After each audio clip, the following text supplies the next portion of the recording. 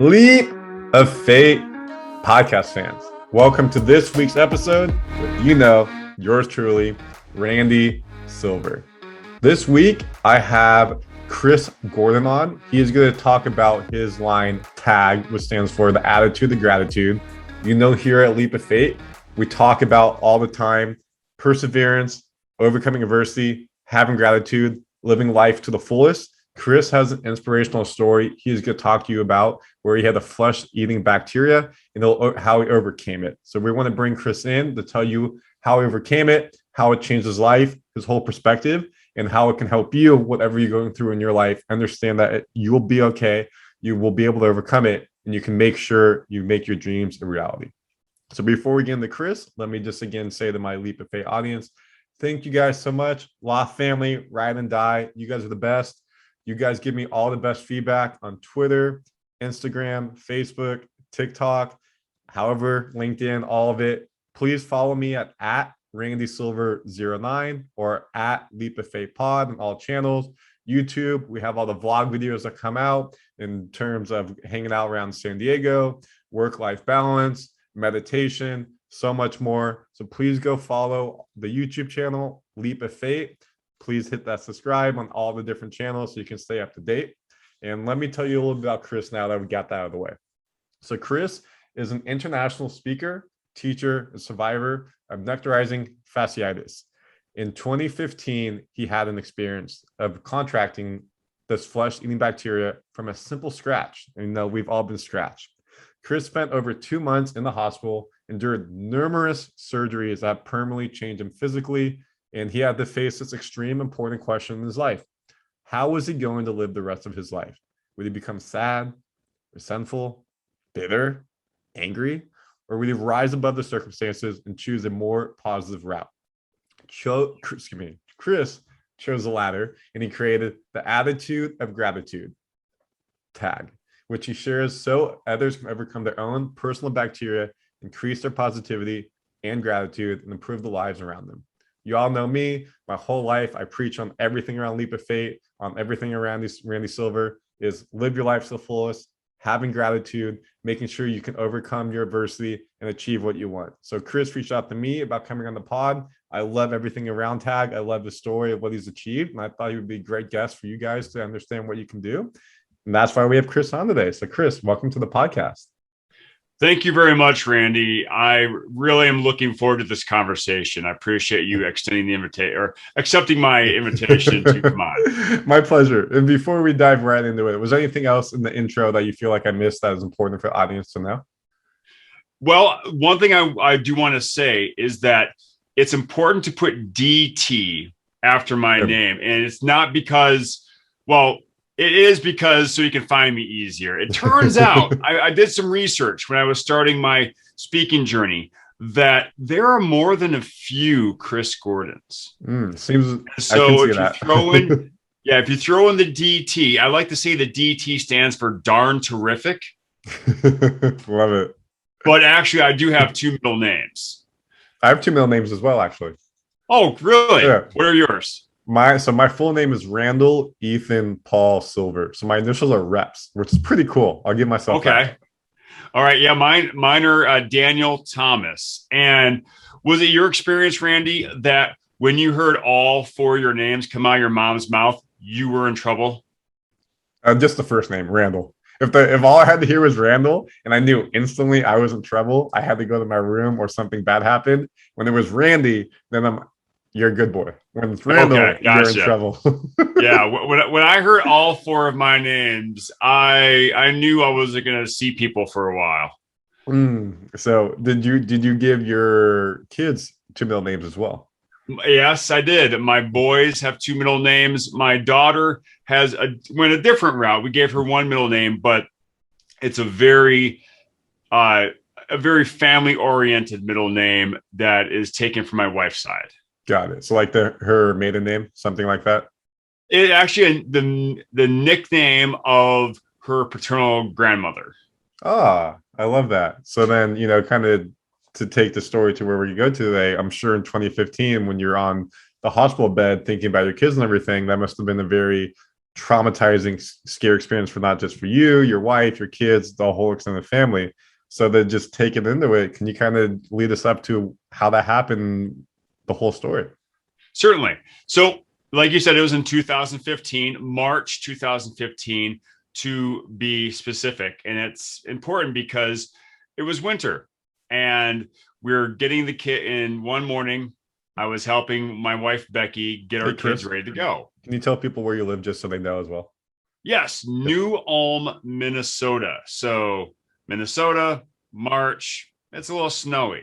A little cold. Yes. I currently, and I was at the time in 2015, working as a special education teacher for an online middle school. So I've been doing online even before the pandemic. So I was helping my wife, who is also a public school teacher, but she teaches at the local high school here in New Ulm. I was helping her get the kids ready to go to daycare and school, respectively. Well, we have a 6-year-old at the time, a 6-year-old and twin 2-year-olds.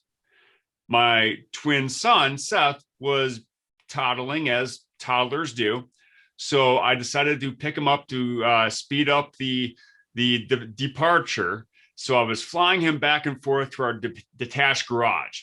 I veered too far to the right, scratched my hand on the garage wall. I put him into the van, snapped the car seat, all that safety stuff, kissed them all goodbye. And as they drove off on their way, I went back into the house, cleaned out my wound. It was scratched, nothing big. And I went upon my day of teaching online. 3 days later, it's a Saturday. I wake up, I look at my right elbow to see a lacrosse ball size bump on it. Holy smokes. Now I normally don't wake up like that. So I figured, well, I might get this checked out. So I played lacrosse, so that happened to me a couple of times. I woke up with a fat bruise on my arm, but not for the reason you did. Yeah. Well, I didn't know what it was from. My wife and I had gone bowling that night. Maybe I twerked something when I was trying to get that 7-10 split. I don't know. So the doctor, after looking at it for a little bit, puts his finger on his lips, leans back.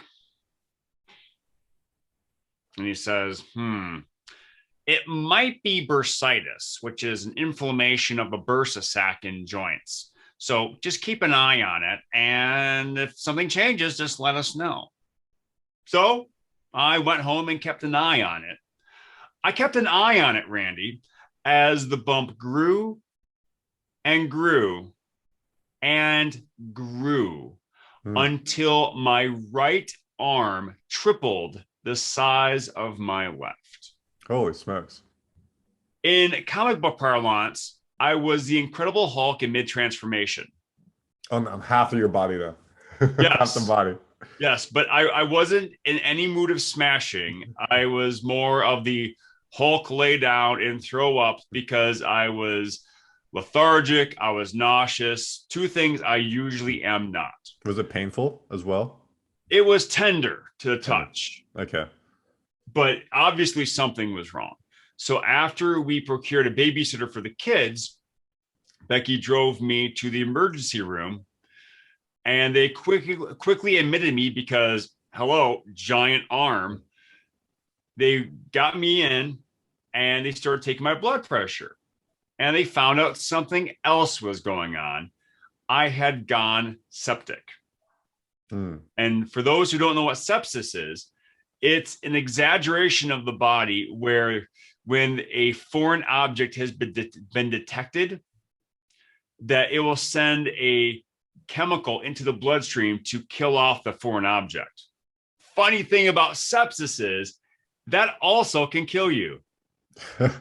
So wow. I have a ginormous right arm. I have poison pumping through my veins.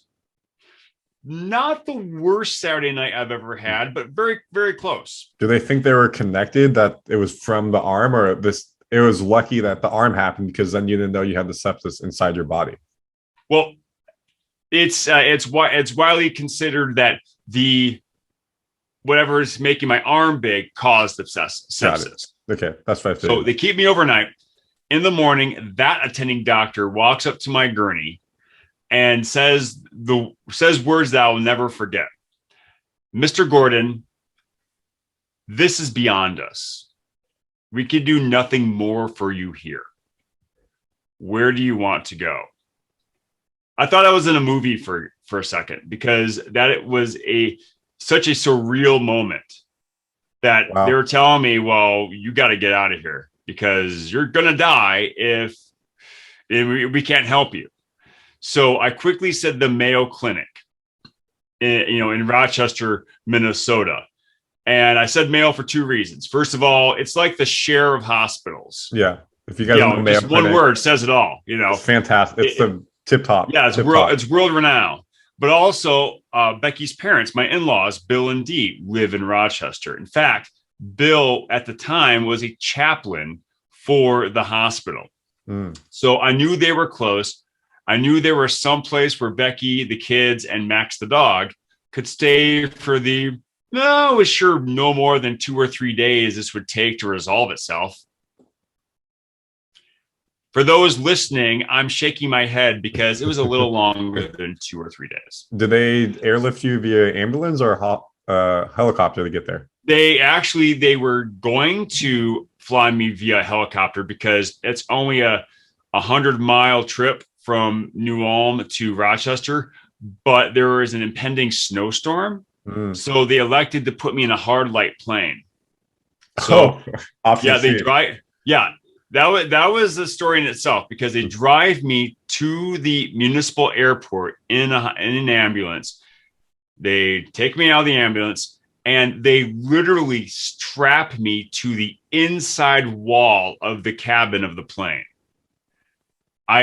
So I'm like pressed upon the wall, pressed against the wall of the airplane, and I can see about this much, like maybe 6 square inches of the window.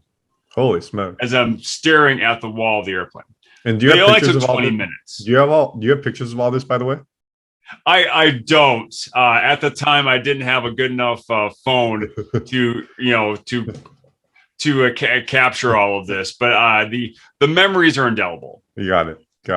So memory lasts a lifetime. That's what matters. Exactly. Yes. I just need a telepath to enter my mind and read my memories.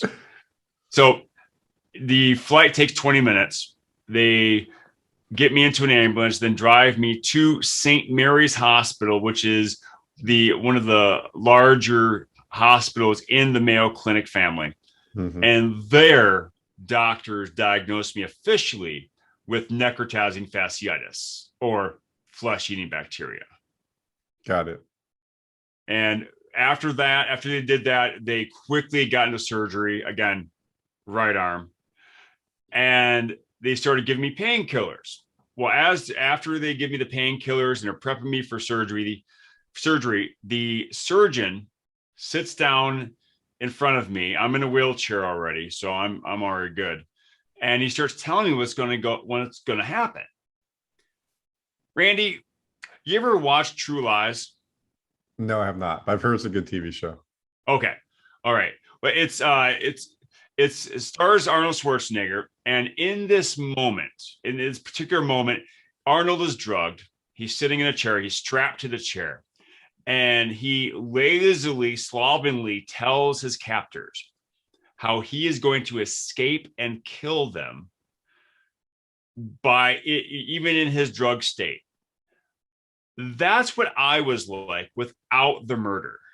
I was very confident, almost cocky about how things were going to go with this. I was like, all right, let's do this. Let's go. I'm ready, Doc. Apparently, he is not used to that. He is more used to people crying, being scared, being weepy, afraid to die. And I'm ready to throw myself on the table. I figured, you know what? If I'm going to die, it's not going to be due to lack of effort. I'm at the Mayo Clinic. So if we're going to do this, let's do this. Yep. So they get me under, and they start the first of several surgeries within a 5-day span. And in that 5 days, I am out. They put me in an induced coma. Mm. So And the the point of first surgery is like they cut the ball, try to cut all the bacteria out of your body. Yeah, and this is where I'm going to administer a care warning for any of your viewers or listeners because it gets a little graphic. So they first basically flay me like a before you go, fish. so if you're listening to this point, Yep. I will put in the show notes when this graph part stops, and you can just fast forward to that point. So please continue. Yep. Thanks, appreciate it. So they basically fillet me like a fish. They take the skin from the back of my right hand and take all of it off from the arm, shoulder, chest, and back. And they do this in a firefighter sort of way, like you're fighting a forest fire. They cut ahead of the infection because when you have a bacterial infection, like I did, you need to get every iota of the bacteria out of your system, out of the body, because even if a tiny bit is left, that can still grow and spread. So that was the first surgery, and they had to debride all the area to make sure that was gone. When they had done that, they found that the infection had gone deeper into my right arm. And so they were planning on amputating my right arm. It wasn't a question. They even told my wife that. They were told Becky that, we're going to take his arm. So they started the second surgery, but thankfully, the attending occupational therapist saw that it still had hand function. So what they elect to do, Randy, is they extract a 15-inch by 4-inch flap of skin from my left thigh and place it on my right hand and forearm. And so, as you can see here, you see that this line there. This is where that section begins. It wraps around to the inside of my forearm. And since this is my thigh on my hand, I call this my thand. So, and you can even tell, I'm sure you could tell the hairs are longer on the thand than on my the original skin here. Do you still have full feeling, senses, heat, cold, all that goes with it, or did you lose that? I do not. I have okay, in the thand, there is more feeling than in the skin grafts. Okay. But there are not as many nerve endings in the thand. But when they took off this skin from my arm and my shoulder, chest, and back, they had to replace it. So they took a skin graft harvester, which is basically a cheese grater on steroids, and ran that up and down my back and my thighs to place skin graft, the harvested skin graft samples on my arm. And the double-edged sword of skin grafts is that they are not only non-porous, but they also lack nerve endings for the most part. Yeah. So I'm a master at the polar plunge. Like I can jump in freezing cold water and only half of me feels it. I see what you're saying. Yeah. But on the other hand, I can't feel it. So if I for one time last winter, my son and I went sledding and we hit this jump. We land really hard to keep going. Nothing's hurting. We feel good. We keep sledding for an hour longer. We get back home. We start taking off our wet stuff. My left hand grazes my right elbow and it feels wet. I look down. My hand is covered in blood. There's a huge gash where at my elbow because we had landed so hard that it opened up. And you just no feeling, no idea the whole time. I had no clue because there's no feeling here practically. I mean, I can feel pressure if I press really hard, but light touches, I can barely, if at all, feel it. But you still have full mobility, flexibility, finger function, Oh, everything. yeah. My right arm can, well, I can show you. My right, this is my left arm, fully, 180-degree straight line. I'm about maybe a 179, Yeah, I can 178, see that. 179. I can do full pull-ups, but I lean to the right a little bit. Interesting. So one bicep is definitely bigger than the other. 22s, 15s. Yeah, yeah. But I tell you what, I am literally and figuratively ripped on Yeah. my right side. So when they extracted the fan, that left a gaping hole in my left leg. And I'm a runner. We runners tend to have somewhat large thigh muscles. So Mhm. they couldn't close the wound naturally. So they removed my vastus lateralis, which is the outermost quadricep muscle. Mm. And then they took what's called a Jacob's ladder, which is a pair of knobs, one at each side of the wound, and then a shoestring contraption. And they would use the knobs to tighten the shoestrings to close the wound over time. Wow. And so I'm looking like a discount Deadpool on the top half, Frankenstein's monster on the Mm. bottom half. But the beautiful smile on top, so you're okay. Oh, well, yeah, Million I guess dollar smile. at this time it was drool because I was still out. But, I guess I look good for a guy who wasn't dead. So they do all these surgeries while I am under the coma. When I wake up, And kind of stop you really quick. So now at yes, this sir. point, we're back. Surgeries are done. So now we're woken back up. So trigger warning is now over.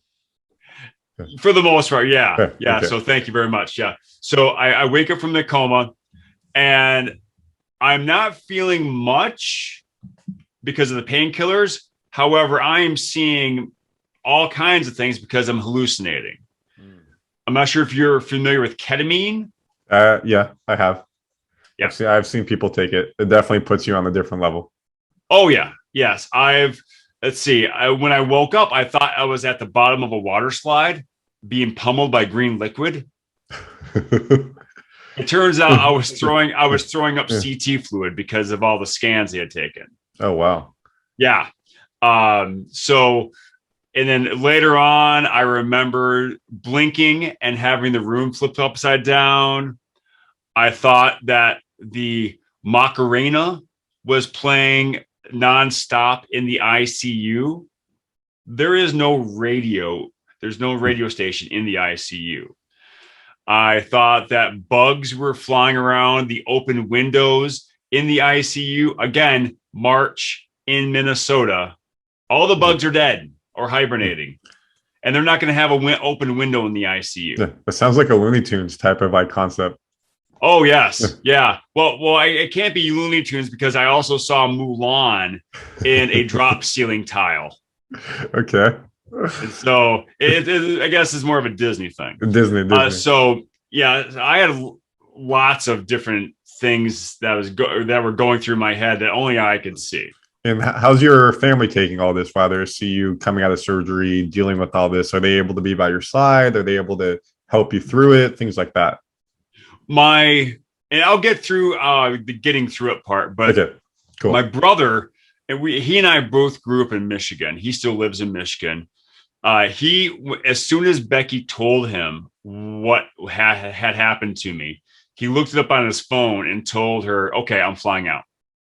So he got on the first plane out of Grand Rapids, Michigan, and flew out to be with them. And he was there for the vast majority of my coma. So he flew out to be with the kids and help Becky and to be there if the worst were to happen. And at one point, I had a 3 out of 10 chance of surviving. Wow. I imagine in some presentations I give, I talk about those probability questions they give middle schoolers. Mm-hmm. They say, okay, imagine a bag full of marbles. You have 10 marbles in there. 3 of them are red. And, you try to pick out a red marble. That was what my chances for survival was. Well, red's obviously your favorite color. It's one I picked. That would be actually navy blue because of Michigan Wolverines. Mm, But I just picked red because of I was thinking of blood. I don't know yeah, why. maybe. Maybe my ginger complexion. Anyway, so it was pretty dire at one point. So, but I wake up, and once the hallucinations temporarily subside and I'm able to get a handle on what has gone on, and people start telling me what happened in the surgeries while I was out, what life might be like for me going forward, I start to think about, okay, how is this all going to play out? Well, one day, shortly after I was resuscitated or I came out of the coma, Becky and I are talking, and she starts telling me of all the things that people were doing for us while I was out. And again, March in Minnesota, there was snow. People were shoveling our driveways, snow blowing shoveling the walkway, snow blowing the driveway. People keep an eye on our house. People donating food and toys to our kids, Mhm. because it turned out that obviously I was in the hospital longer than 2 or 3 days. Becky had only packed for maybe that, and they were actually at my in-laws' house for 2 weeks. Mm. So they had none of their toys, none of their clothes. And again, they're 6 and 2 years old. So people are donating toys to my kids. Some of my colleagues from my school are going over to my in-laws' house to play with my kids. A former classmate of Becky's created a GoFundMe account, and it raised well over $10,000. Oh, that's Hundreds of dollars fantastic. being donated by, I mean, yeah, it's a blessing. Hundreds of dollars being donated by absolute strangers. Mm, I love that. And so I'm being told all of this while I'm bedridden. My arm is in a gigantic sling. I can't even look at my left leg because it's covered with so much, so many blankets and so much wrapping. But I feel this wave of gratitude wash over me. And it's not like I wasn't a grateful person to begin with, but when I'm hearing this, I feel, and I start developing what I now call the attitude of gratitude, or tag as we call it before. Mhm. And it has basically, well, it's changed my life, because I wouldn't be a public speaker. I wouldn't be an international speaker if I didn't have that revelation. I love that. And that is that the end of the story, just in the terms of like the hospital and everything? Well, I was still in the hospital for another almost 2 months. Because say you're probably in the Uh, hospital, then you obviously like the wounds have to heal, making sure there's no more bacteria that gets into it. So I'm sure it was a long process, 2 months, 6 months, year-long process before you even start feeling normal again to be able to do stuff in the day-to-day scenario. yeah, I was in the hospital for 2 months, and then I was in outpatient physical therapy, and from the end of May until Thanksgiving, so about 5 months Wow. after that. But I do remember, to motivate myself, I ordered a pair of running shoes while I was in the hospital. And the day I signed off on the home therapy, my last day, I signed off. The nurse left my house. I grabbed those running shoes and I went out for a run. And it was the absolute worst mile of my life, because my mind was ready to go. My body realized, wait, you haven't run in 3 months. What in God's name are you doing? Yeah. And so at the 1 mile mark, I said a really bad word. I put my hands in my head. I put my hands in my head and gasped so much air. But while it was one of the worst miles of my life, it was it was the most important Yep. mile of my It life. was liberating. it was my first mile back. Yeah. Like, to take it to me for a second, I tore my ACL playing lacrosse in college, and in 6 months, you can't do anything. And they're like, yo, try to run one lap around the track. And it was by far the worst lap I've ever done. I probably went half a lap and had to walk and everything. But in my mind, I knew, like what you just said, this is the first stop for me to recovery, and it will get better after that. And it was just liberating to be able to do that again, which I'm sure you felt so much emotion coming out of that. Yes, yes. I mean, the week before I was admitted into the hospital, I ran a 5K and I ran it under 19 minutes, 30 seconds. When I was first starting my physical therapy in the hospital, I was gassed after walking 10 feet. Yeah. So going from being a very active 40-year-old running 5Ks in well under 20 minutes to struggling to go across the hall. It it was it was definitely a reality check, but the attitude of gratitude really helped me keep things in perspective. Awesome. And I love that. And can you talk about the attitude of gratitude and kind of how you're able to now share that message with people worldwide? Certainly. And so what I did was I first thought about all the good things in my life. Like Becky was telling me of all these things people are doing for us. And so I thought of my family, I thought of my friends, my job, my house, all those big ticket items we think when someone asks us, what are you thankful for? But then I thought about, what about the little things? For example, my brother had bought me an iPad that I could use to watch shows and play games while in recovery. And I was, at the time, the first season of Marvel's Daredevil Good show. was on Netflix. And I absolutely love that show. And so I was binge watching that over and over. And it really helped pass the time during my recovery. I also really appreciated how the window in my room was situated in a way that the sun never shined in my eyes. And I know that sounds really obscure, but when you are bedridden for weeks on end and you have virtually no control over your environment, the fact that I didn't have to ask someone for one more thing to do for me was a huge relief, because I could enjoy the sunshine without being blinded by it and having someone, close the window for me. Then, Randy, there's the hospital pizza.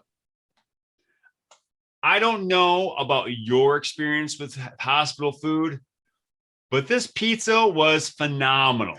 Okay. I don't know what it was. I'm not sure if it was just because I hadn't had pizza in a while, but man, it was deep dish. It was about maybe 5 inches in diameter, but it really hit the spot. So it was that ability to really see and appreciate and see the value of all the little things that we seemingly overlook, like a doorknob, for example.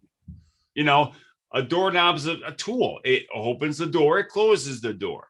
But say if you want to keep someone out, you just, you're really thankful that that door opens. And I remember earlier this year, we had a door in our upstairs bathroom that wasn't opening. And so when I finally replaced that doorknob and was opening and closing properly again, I was really thankful for a properly working doorknob. And so the first step was, thinking of all the good things in your life, no matter how big or small they are. Secondly, I started acknowledging the appreciated. And like I said before, I was a grateful person before this, but I wanted to make it a point to make sure I let people know that I appreciate them. And it's more than just saying thank you when they do something for you. I look at it as, take my wife, for example. Yes, she's my wife. I love her. She's my best friend. But then I take her out of our relationship and I look at her as a person. She is a fantastic mother. She's a brilliant teacher. She's a wonderful friend, a dutiful daughter, a loyal sister. She's a brilliant historian. She is she's so intelligently, so intelligent and so witty. And then I bring her back into my circle and say, oh yeah, and she's also my wife. Mm. And when I do that with people, it creates, I don't want to make it sound very materialistic, that word, but it just makes me so much more appreciative of who they are, that person is in my life. Right. Yeah. Because sometimes you get stuck seeing them in one silo. When you take that silo out, you're like, there's so much more around that they have than just what I maybe see in the day to day. Exactly. Yeah. And so like when she says something that, hey, this person said this to me, and I echo to that, I am thankful that they see that too, because I never want her to take for granted how I feel about her. Yep. And so that's the second step, is acknowledging the appreciated. And then there's the last step, which is G, giving others a reason to be grateful. And this is really where the tag mantra comes into play, because I don't know about you, Randy, but I've played tag alone before. It's pretty boring and a little embarrassing. My shadow always wins. I can never get it. I know, right? Get me all the time. So it's really important to involve others and get as many people involved as possible. And it's really easy to do this. And it costs zero monies, as I like to say. You can open the door for someone who's behind you.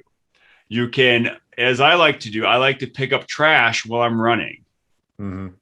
And, you could mow someone's lawn, like a next door neighbor's lawn, or water their flowers when they're away, or just little acts of kindness to help others, hopefully feel grateful and develop the attitude of gratitude within themselves as well. Yep. I love that. And I try my best to do some of that stuff. Like you said, like pick up trash. When I go to restaurants or like say fast food, and when I really do it, sometimes I'll try to buy the person next to me, like, hey, can I just buy that person's, here's $20, whatever, give them, use that rest of the tip. And I don't want them to know that I'm doing it, because I try to get out of the restaurant before they see it. But I just know that act of gratitude makes their day, and hopefully they'll return it back, like that one commercial, and it goes full circle. Yes, indeed. Yeah, I remember that commercial you're referencing. When we drive from Michigan to Minnesota to Michigan, the Illinois tollway is what we take, and they used to have tolls that were you have to pay and to get through. And for the longest time, we would sometimes pay a toll for the person behind us.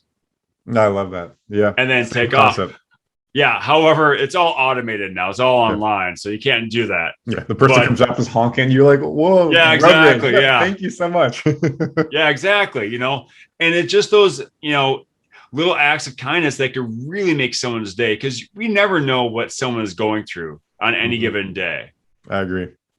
And anything you could do to make someone's life just a little bit better, might be gargantuan in their eyes, in their world.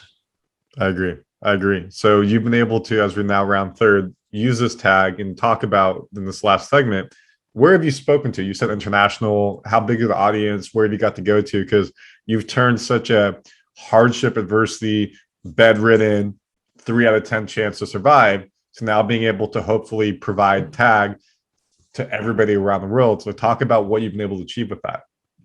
Well, I started speaking. I decided January 1st, 2020, I'm going to be a speaker. And the next month I take up some space in my church's meeting area, and I advertise and have a presentation for people, for the public.